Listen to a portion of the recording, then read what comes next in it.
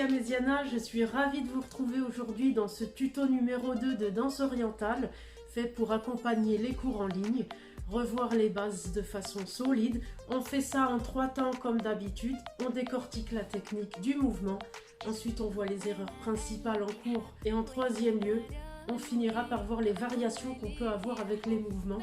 C'est parti aujourd'hui, on y va avec le cercle du buste, appelé également cercle de poitrine ou encore rond de poitrine. Je montre le mouvement et c'est parti pour les explications techniques.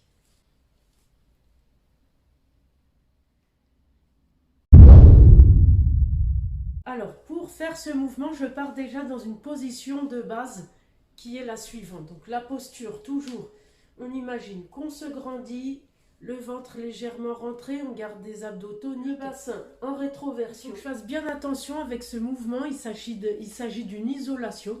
Donc on imagine que le bas du corps est segmenté. Sur le plan technique, je vais imaginer qu'avec ma poitrine, je vais prendre 4 directions différentes que je vais démarquer dans un premier temps.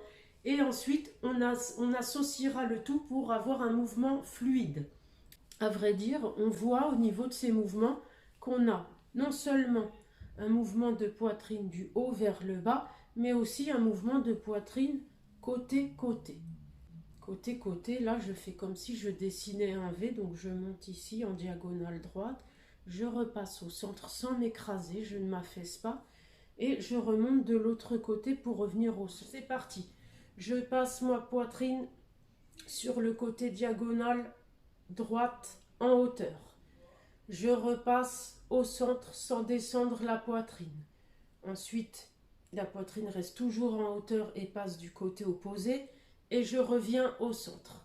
Je fais donc ces 4 points 1 à 1. Droite, devant, côté, je reviens. Droite, centre, côté, reviens.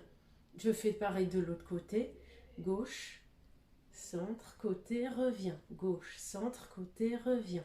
Gauche, centre, côté, reviens. Imagine maintenant que ces 4 points, je ne vais plus les démarquer avec ma poitrine, mais les associer en une seule fois. Ce qui va donner le mouvement de cercle.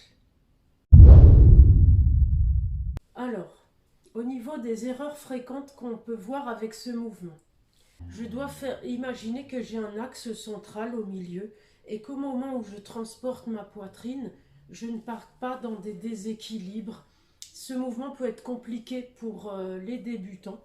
Les isolations du haut sont plus difficiles à réaliser, mais on va imaginer donc que grâce à un axe invisible au milieu, quand je fais les mouvements, je ne parte pas désaxé. C'est pour ça d'ailleurs que j'attire l'attention sur le fait qu'au niveau du bassin, on ne cambre pas le dos. À aucun moment, quand je vais passer ma poitrine par l'avant, je vais cambrer aussi le dos.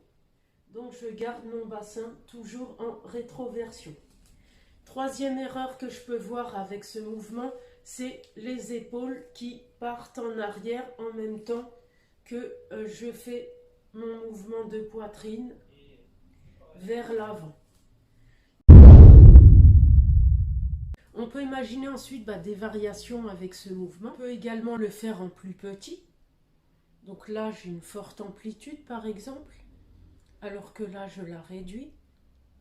Je peux aussi imaginer d'associer ce mouvement avec d'autres, comme par exemple le tremblement des épaules. Tremblement des épaules avec cercle du buste.